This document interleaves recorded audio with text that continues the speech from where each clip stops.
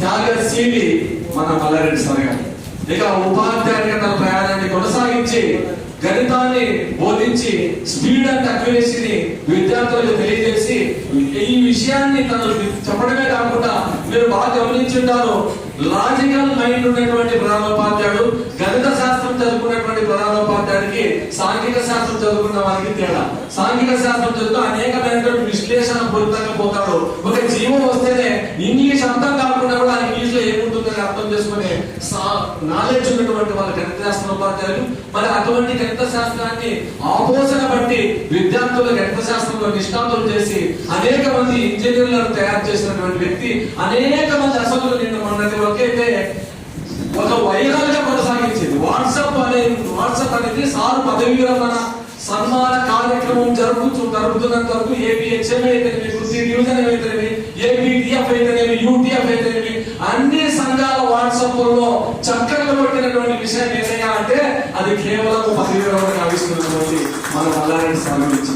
ఉపాధ్యాయుడిగా అంత చక్కగా నిర్వర్తించడం కాకుండా ప్రధానోపాధ్యాయుడిగా ఇట్లాగే ఉంటాడు, ఇంతే నీకచ్చగా ఉంటాడు అని చెప్పడమే కాకుండా తన తోటి ఉపాధ్యాయుల్ని సహా ఉపాధ్యాయుల్ని తన వారిగా మార్చి పాఠశాలనంతా అదే విధంగా చేసి కళ్యాణదుర్గంలో తన పేరు నిలుపుకుంటున్నటువంటి వ్యక్తి, వెలుగుంపలో జరగని ముద్ర వేసినటువంటి వ్యక్తి మన మల్లారెడ్డి సార్ గారు. ఇంకా చెప్తే తాను క్రీడోపాధ్యాయుడు కుమారుడు అయినాడు, అలాగే ఆటల పార్టీలో పాల్గొన్నాడు.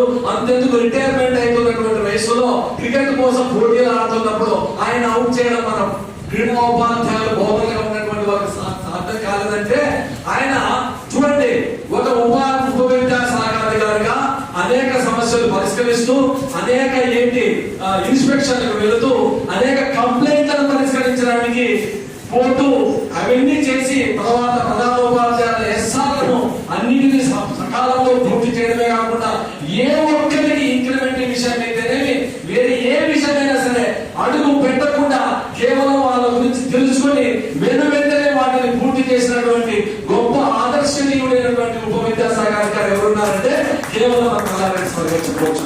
కాబట్టి మల్లారెడ్డి సార్ గారితో పరిచయం నాకు కూడా కేంద్రపడ్డతో ప్రారంభమైంది. అది వరకు విన్నాను. మీకు ఆయన ఎంత గొప్పవాడంటే ఎవరైనా సరే ఉత్తమ ఉపాధ్యాయుల్ని ఎన్నిక చేయాలంటే మల్లారెడ్డి గారి యొక్క రికమెండేషన్ ఉండాలి.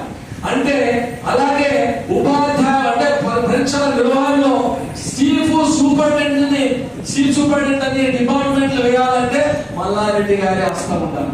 అంటే ఏమంటే పై అధికారులు అంటే అదే ఆలోచనలు ఉన్నటువంటి ఆర్జేడీ స్థాయి అధికారులు సార్ని ఖచ్చితంగా వినియోగించుకుంటున్నారంటే ఎక్కడ వీడు మనవాడు పరాయవాడు మనవాడు వీడు తమ్ముడు అదే తమ్ముడు తనవాడైన తమ్ముడు జరగకూడని నిబంధనతో పనిచేసి అందరి నోళ్ళలో పొలలో నందుకోలే ఉన్నటువంటి గొప్ప ఆదర్శనీయ ఉప విద్యాశాఖ అధికారి ఎవరే అంటే మన మల్లారెడ్డి సార్ గారు.